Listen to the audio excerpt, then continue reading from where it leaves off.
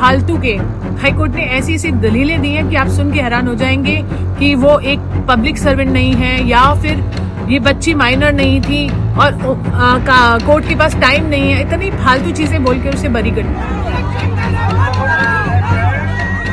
आप सोच सकते हैं, आपको गुस्सा आ रहा है? अगर नहीं आ रहा तो आना चाहिए, क्योंकि बेटियां हमारे सबके घर में है और ये हिंदुस्तान की बेटियों की बात करें।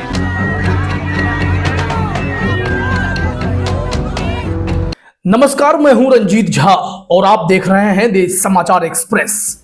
क्या chief justice of Delhi high court DK Upadhyay सो रहे हैं?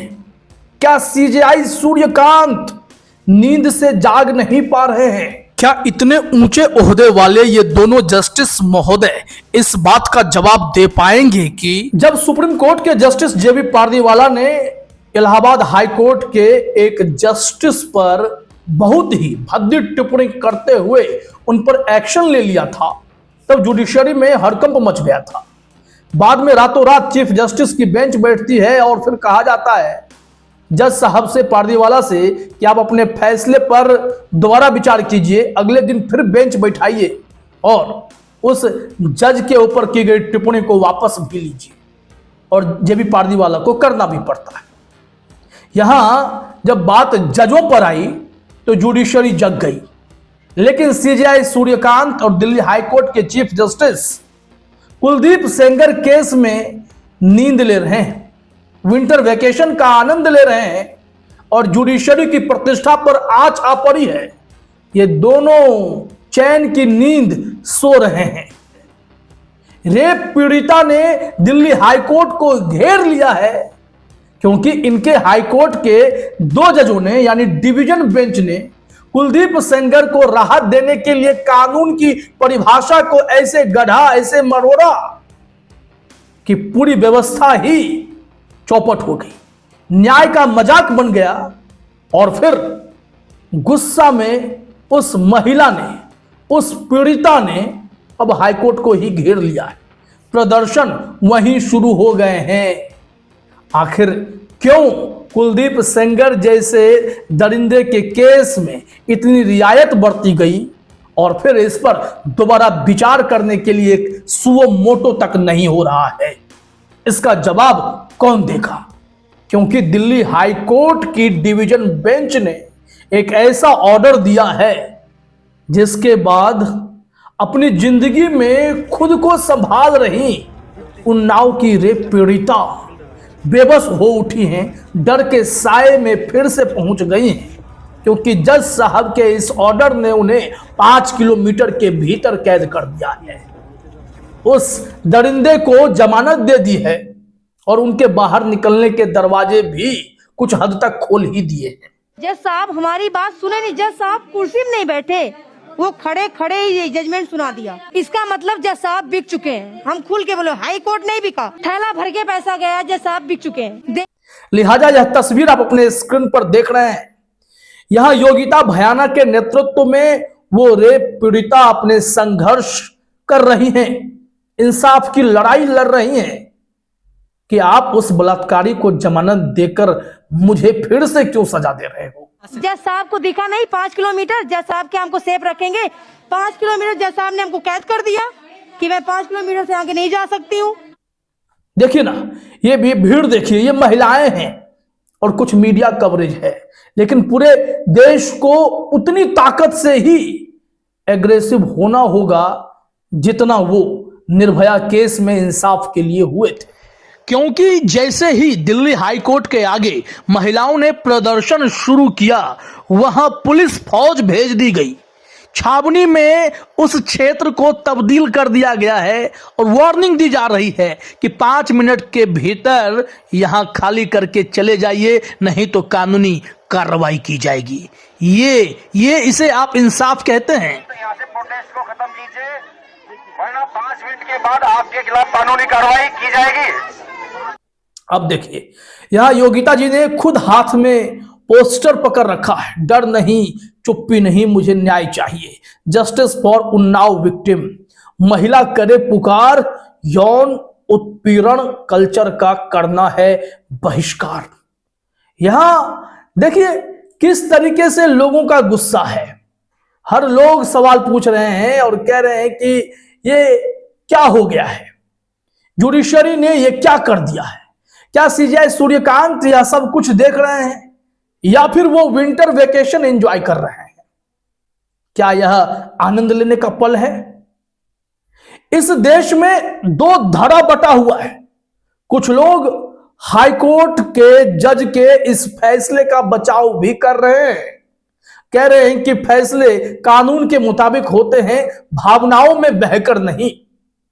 जस्टिस मार्कंडे काटजू फॉर्मर जज रहे हैं सुप्रीम कोर्ट में।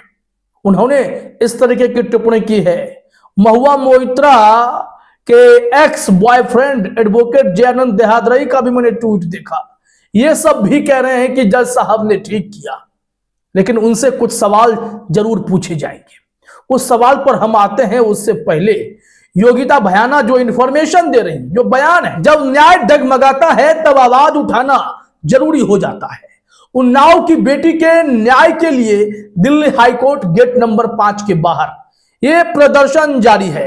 Yogita भयाना back to back post कर रही हैं, लिख रही हैं। उन्होंने एक तस्वीर साझा की। इस तस्वीर में आप देख सकते हैं कि आंसू वो पोंछ रही हैं उसी रेप पीड़िता की, और उन्होंने लिखा भी है इस तस्वीर के साथ, उस पल वह रो रही थी और मैं उसके आंसू पोंछ रही थी। उन्नाव की वह पीड़िता सिर्फ दर्द नहीं, पूरे सिस्टम की बेरुखी अपने आंसुओं में ढो रही थी। मैं उसके साथ खड़ी थी क्योंकि चुप रहना अपराध है। अब ऐसे में जो सवाल है, सुप्रीम कोर्ट के पूर्व जस्टिस अगर मार्कंडे काटजू की बात करें या फिर कुछ वकीलों की बात करें, हालांकि प्रशांत भूषण, संजय घोष जैसे बड़े बड़े वकील जज साहब के फैसले पर सवाल खड़े कर रहे हैं, लेकिन कुछ लोग हैं जो जज साहब के साथ खड़े हैं। मैं बताता हूं आपको। यह कह रहे हैं कि कानून के मुताबिक सब कुछ है, भावनाओं में फैसले नहीं लिए जाते। तो फिर उसी कानून की किताब पढ़कर ट्रायल कोर्ट के जज ने यह माना कि एमएलए जो जनता से सैलरी लेता है, जनता के पैसे पर 5 साल तक विधायक रहता है, वो जनप्रतिनिधि कहलाता है, तो फिर वो जनसेवक क्यों नहीं है? ट्रायल कोर्ट ने तो जनसेवक माना और उन्हें जो गंभीर अपराध का दोषी माना, आजीवन कारावास की सजा दी। और 7-8 साल के बाद दिल्ली हाईकोर्ट को यह लगता है कि एमएलए को जनप्रतिनिधि अगर नहीं मानेंगे और उसे न्यूनतम सजा की कैटेगरी में डाल देंगे, 7-8 साल वो रह भी चुका है, तो 1.5-2 साल में तो बाहर आ ही जाएगा। तो क्यों न पब्लिक सर्वेंट का तमगा उसके सिर से हटा दिया जाए?